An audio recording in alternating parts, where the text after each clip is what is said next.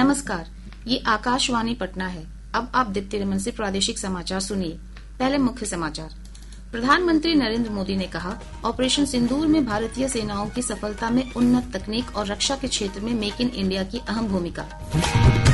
मुख्यमंत्री नीतीश कुमार ने सामाजिक सुरक्षा पेंशन योजना के तहत 1 करोड़ से अधिक लाभुकों के बीच 1247 करोड़ रुपए से अधिक की राशि हस्तांतरित की। गंगा, पुनपुन, बूढ़ी गंडक, घाघरा और कोसी समेत प्रदेश की विभिन्न नदियां खतरे के निशान से ऊपर। बाढ़ से 13 जिलों में 10 लाख से अधिक की आबादी प्रभावित। और एशिया रग्बी अंडर-20 चैंपियनशिप में भारतीय महिला टीम ने उज्बेकिस्तान को हराकर तीसरा स्थान प्राप्त किया। पुरुष वर्ग में हांगकांग और महिला वर्ग में चीन ने खिताब पर कब्जा जमाया। अब समाचार विस्तार से। प्रधानमंत्री नरेंद्र मोदी ने कहा है कि ऑपरेशन सिंदूर में भारतीय सेनाओं की सफलता के पीछे बहुत बड़ी वजह हमारी उन्नत तकनीक और रक्षा के क्षेत्र में मेक इन इंडिया की ताकत है। श्री मोदी आज कर्नाटक के बेंगलुरु में 3 वंदे भारत ट्रेनों के परिचालन को हरी झंडी दिखाने के बाद आयोजित सभा को संबोधित कर रहे थे। उन्होंने कहा कि आज पूरी दुनिया भारत की नई ताकत को अच्छी तरह पहचानती है। साथियों, आज ऑपरेशन सिंदूर में भारतीय सेनाओं की सफलता सीमा पार कई किलोमीटर भीतर आतंकवादी ठिकानों को नेस्त नाबूद करने की ताकत और आतंकवादियों के बचाव में उतरे पाकिस्तान को कुछ ही घंटों में घुटनों पर लाने की हमारी क्षमता पूरी दुनिया ने नए भारत के इस स्वरूप के दर्शन किए। ऑपरेशन सिंदूर की सफलता के पीछे बहुत बड़ी वजह हमारी टेक्नोलॉजी और डिफेंस में मेक इन इंडिया की ताकत। प्रधानमंत्री ने कहा कि भारत दुनिया की तीसरी सबसे बड़ी अर्थव्यवस्था बनने की राह पर तेजी से अग्रसर है। उन्होंने कहा कि साफ नीयत और सरकार की ईमानदार कोशिश से भारत आज प्रत्येक क्षेत्र में उल्लेखनीय उपलब्धि प्राप्त कर रहा है। पिछले 11 इयर्स में हमारी इकोनॉमी 10वें नंबर से टॉप 5 में पहुंच गई। हम बहुत तेजी से टॉप 3 इकोनॉमी बनने की ओर आगे बढ़ रहे हैं। ये स्पीड हमें कैसे मिली है? ये स्पीड हमें रिफॉर्म, परफॉर्म, ट्रांसफॉर्म की स्पिरिट से मिली। ये स्पीड हमें साफ नीयत और ईमानदार प्रयासों से मिली। आप याद करिए, 2014 में मेट्रो सिर्फ 5 शहरों तक सीमित थी। अब 24 सिटीज में 1000 किलोमीटर से ज्यादा मेट्रो नेटवर्क है। भारत अब दुनिया का तीसरा सबसे बड़ा मेट्रो नेटवर्क वाला देश बन गया। श्री मोदी ने कहा कि आज दुनिया का 50% से अधिक लेन देन भारत में यूपीआई के माध्यम से हो रहा है। उन्होंने कहा कि सरकार देश में डिजिटल तकनीक का लाभ समाज के प्रत्येक व्यक्ति तक पहुंचाने के लिए प्रतिबद्ध है।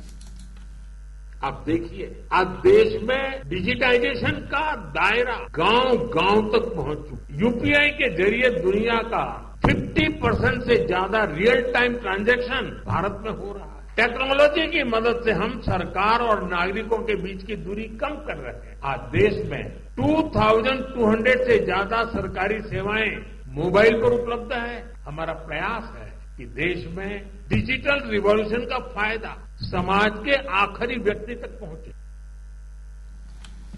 निर्वाचन आयोग ने कहा है कि राज्य में चल रहे मतदाता सूची के गहन पुनरीक्षण अभियान के 9 दिनों बाद भी राजनीतिक दलों से अब तक कोई दावा आपत्ति नहीं मिली है। आयोग ने कहा है कि जिन मतदाताओं का नाम 1 अगस्त को प्रकाशित मतदाता सूची प्रारूप में शामिल नहीं है, वे 1 सितंबर तक दावा आपत्ति के लिए आवेदन दे सकते हैं। मतदाता सूची का अंतिम प्रकाशन 30 सितंबर को किया जाएगा।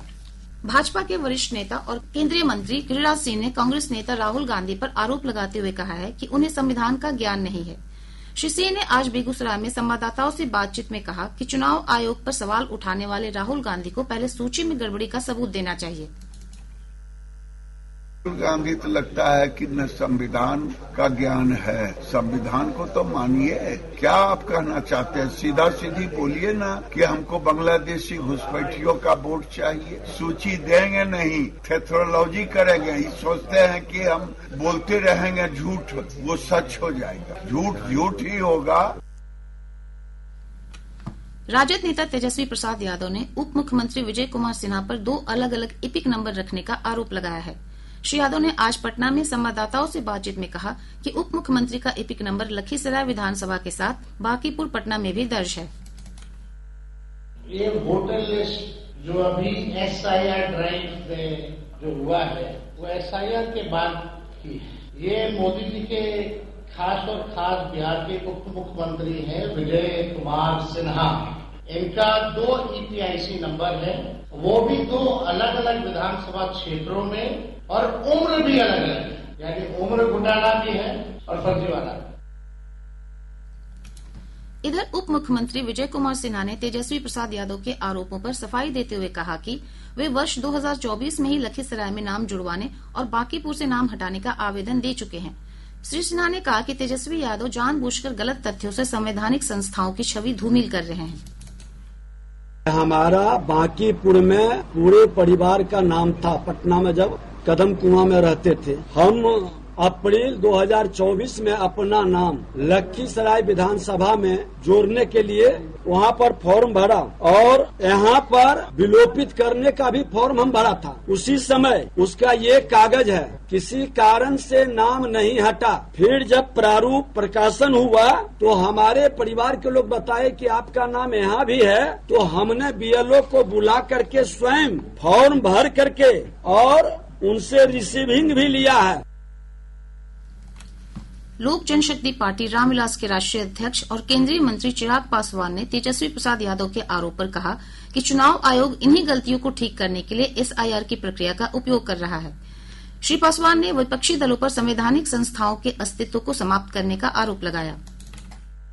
पहली बात तो आरोप कौन लगा रहा है? यही चीज आज से 4 दिन पहले जब हम लोग उठा रहे थे कि भाई आपके पास 2 नंबर हैं, तो सीधा ये तो इसकी गलती है, ये इसकी गलती है, इसमें हम क्या करें वो क्या करें, लीपापोत। भाई पहले आप अपनी चिंता कीजिए ना। अगर ऐसा कोई विषय आया है तो चुनाव आयोग उसको देखेगा। हकीकत ये है कि ये लोग जितनी संवैधानिक संस्था है उसके अस्तित्व को ही खत्म कर देना चाहते हैं। प्रादेशिक समाचार आप आकाशवाणी पटना से सुन रहे हैं।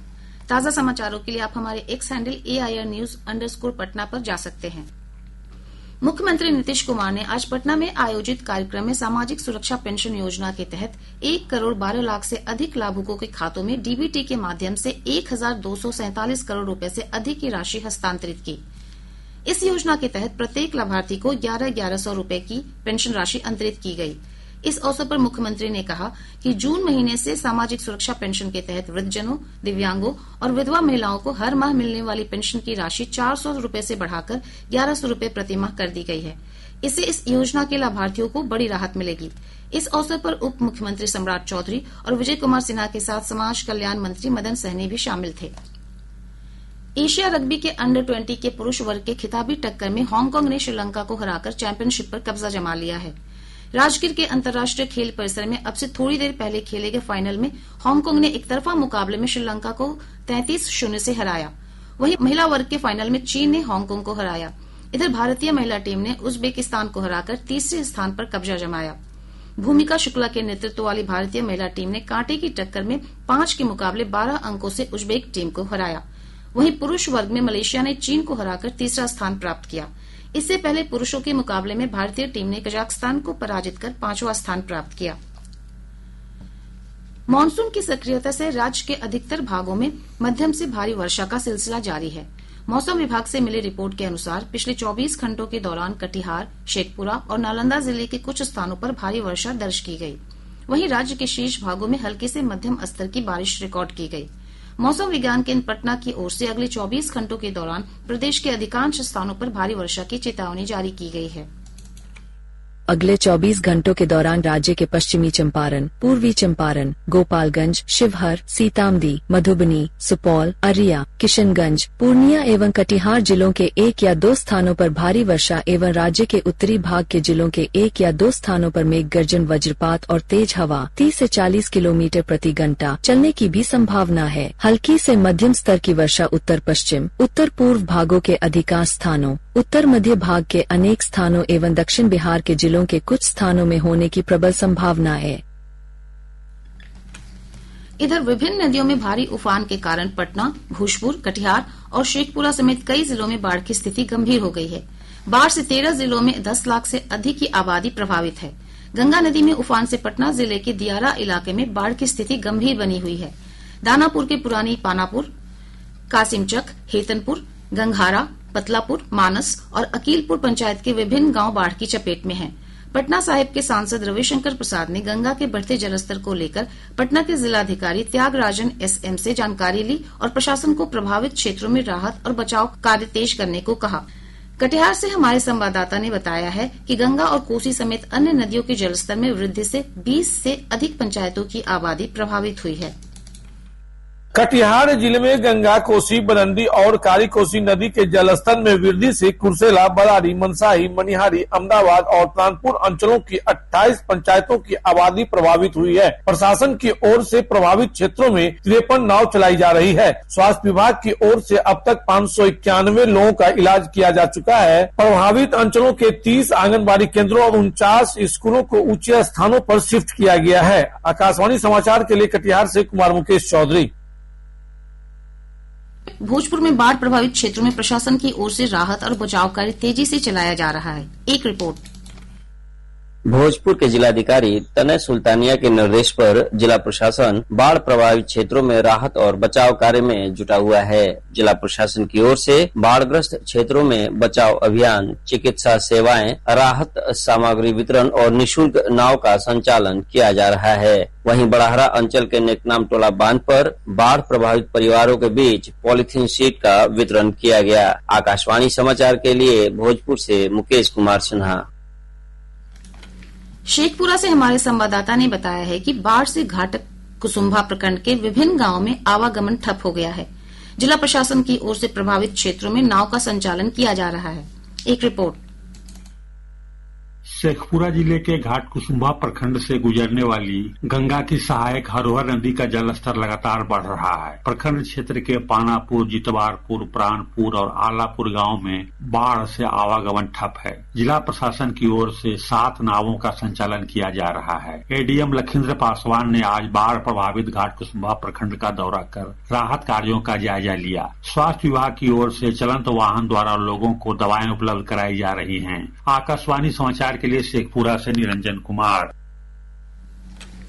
इधर बेगूसराय से हमारे संवाददाता ने बताया है कि जिले में अलग अलग स्थानों में बाढ़ के पानी में डूबने से 7 लोगों की मौत हो गई।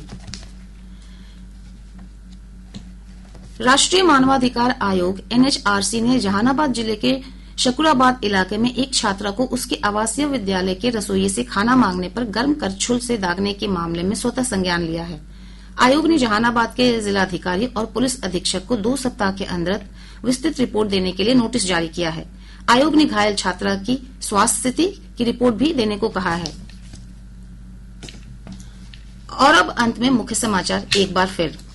प्रधानमंत्री नरेंद्र मोदी ने कहा, ऑपरेशन सिंदूर में भारतीय सेनाओं की सफलता में उन्नत तकनीक और रक्षा के क्षेत्र में मेक इन इंडिया की अहम भूमिका। मुख्यमंत्री नीतीश कुमार ने सामाजिक सुरक्षा पेंशन योजना के तहत 1 करोड़ से अधिक लाभुकों के बीच 1247 करोड़ रुपए से अधिक की राशि हस्तांतरित की। गंगा, पुनपुन, बूढ़ी गंडक, घाघरा और कोसी समेत प्रदेश की विभिन्न नदियां खतरे के निशान से ऊपर। बाढ़ से 13 जिलों में 10 लाख से अधिक की आबादी प्रभावित। और एशिया रग्बी अंडर 20 चैंपियनशिप में भारतीय महिला टीम ने उज्बेकिस्तान को हराकर तीसरा स्थान प्राप्त किया। पुरुष वर्ग में हांगकांग और महिला वर्ग में चीन ने खिताब पर कब्जा जमाया। इसके साथ ही आकाशवाणी पटना से प्रसारित प्रादेशिक समाचार का ये अंक समाप्त हुआ।